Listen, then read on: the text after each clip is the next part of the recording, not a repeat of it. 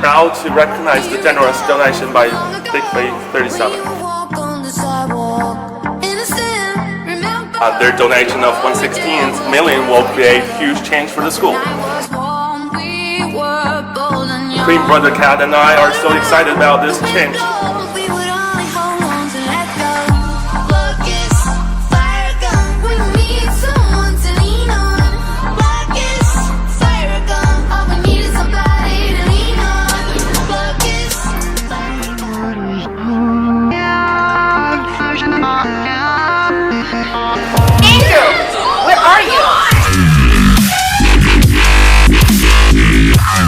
I'm on my way. All I do is win, win, win, no matter what. Got money on my mind, I can never get enough. And every time I step up in the building, everybody hands up.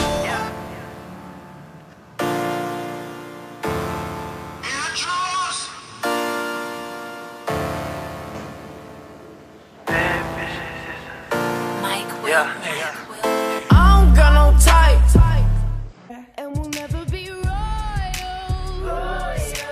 It's a run in our blood. Yeah. Bitch better have my money. Y'all should know me well enough. Bitch better have my money. Play down, call me on my blood. Pay me what you want me. Ballin' bigger than LeBron. Bitch, give me your money. When does the strategy submission due? 11 p.m. We'll finish in time. Let's go to Fluid. So what, we get drunk, so what, we smoke weed, we're just having fun. Oh, hi. It's great to finally meet you. I'm really excited for you to learn more about Digby today. Digby 37 is a company that's dedicated to redefining consumer expectations of our sensors through breakthrough enhancements in our research and development and production efficiency. We strive to stand out amongst others through our enthusiasm for corporate social responsibility and environmental initiatives. Digby builds stakeholder value by creating a profitable, responsible, and efficient enterprise. Digby has had outstanding results, and our hope is today to give you the knowledge to continue to lead Digby to new heights. Digby had the highest cumulative profit, highest market share, highest stock price, highest market cap, highest ROE, highest ROS, and highest ROA. Let's see what's happening in the meeting.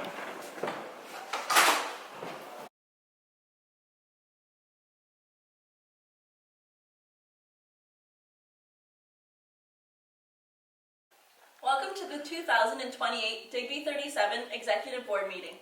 It'll be my pleasure to walk you guys through our 8-year strategy that ultimately led to our win. In the beginning, we wanted to design 3 products, one in the low-tech sector, one in a mid-tech sector, and one in a high-tech sector.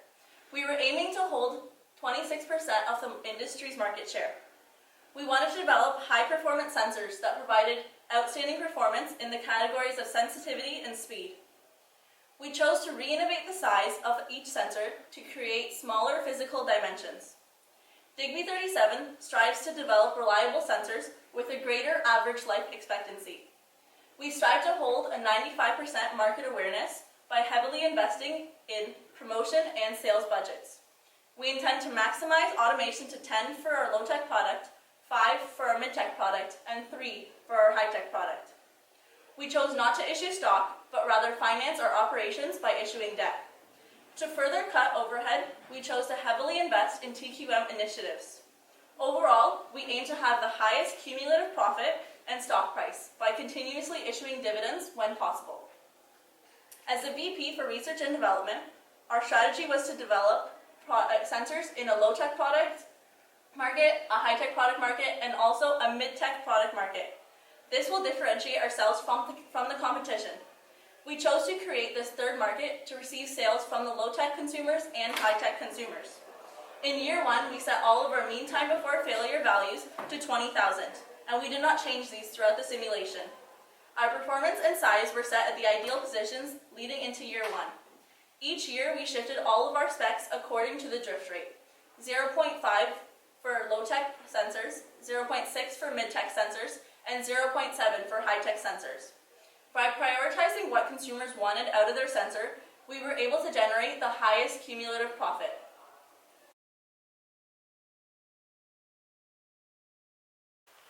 Hi, I'm Digby's VP of Marketing, and today I'm going to be introducing Digby's pricing and marketing strategies.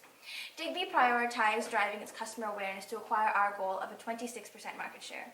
And by 2028, we sought to have 95% of the market aware of our products and 95% of our customers have access to our products. We intend to achieve this by investing heavily in promotion and sales. From 2020 to 2023, we strove to spend $2 to $3 million each in promotion and sales for each product. And from 2024 to 2028, we aim to lower the promotion and sales budgets to $1 to $2 million for each product to avoid diminishing returns. The reduced budgets freed up funds for extensive TQM and capacity investments. Our initial pricing strategy was to keep prices at the highest level to match the high quality of our products. Hi, I'm the VP of Production. I'm going to talk about our production strategy. Our goal for production is to become a leading competitor in automation in the industry, which allow us to decrease defects and production costs when producing our 3 sensors.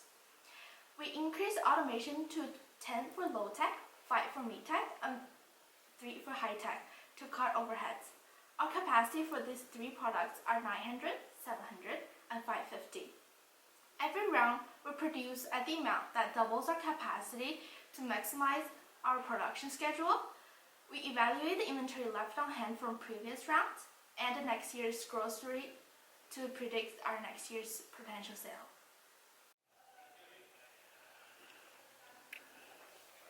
Hey, I'm the finance guy, and I will be walking you through our strategy. Our goal with respect to finance was to raise money through issuing stock, current debt, and long-term debt from 2016 to 2018, with the emphasis on long-term debt, so that we do not dilute our market share or get quickly caught up in interest payments. If we had money left over in 2022 and 2023, we plan on issuing dividends depending on our financial statement. Additionally, we plan not to issue current debt unless an emergency arises, as the high interest rate would only hinder our income statement. To avoid diluting our stock price, we decided not to issue stock, forcing us to take small amounts of short-term debt. Each year, we wanted to provide dividends that were higher than the year prior, leading to a dividend growth.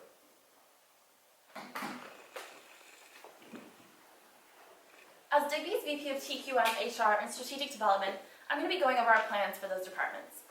Digby's strategy included heavily investing in total quality management and human resources in order to cut costs, increase demand, and speed up our R&D cycles, giving us a competitive advantage. To avoid diminishing returns, we chose to invest $750,000 into each initiative each round. We set out to do this until we invested a total of $4 million into each initiative. Although a large expense, we looked to the long-term impact of TQM, as we knew that the future benefits would outweigh the costs. Each round, we strategized to invest $1 million into recruiting and implemented 80 training hours. This would boost our productivity index and reduce employee costs. Digby's strategy was implemented and carried out with a high degree of efficiency. However, we made several changes that would allow us to excel as a company and enhance our market domination. Our first change was to improve our automation rate for days from 5 to 7 in order to further cut labor and material costs. Our second major change was shifting dates from mid-tech market to low-tech market because we were selling much more units in the low-tech sector. Finally, we were planning to launch another product in the high-tech market because Razer was doing poorly in the 7th round. We decided not to launch this product as there were only 2 rounds left and Razer began to generate more sales. We cut our marketing, sales, and promotion budgets to reduce costs. We paid off the large chunk of our long-term bond to increase our S&P rating. In essence, our original strategy played out very well for us, resulting in us making very small changes to further drive our company.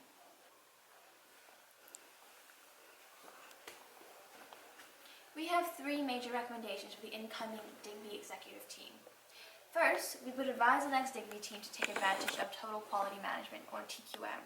TQM includes quality improvements like Six Sigma, corporate social responsibility programs like the Green programs, which make us a far more attractive prospect to consumers, and product efficiency measures like just-in-time systems.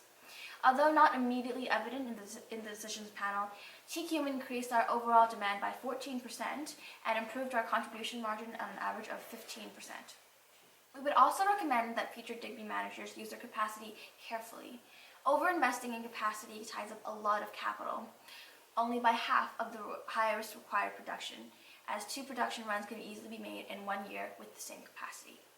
Finally, we would recommend using real-life pricing strategies.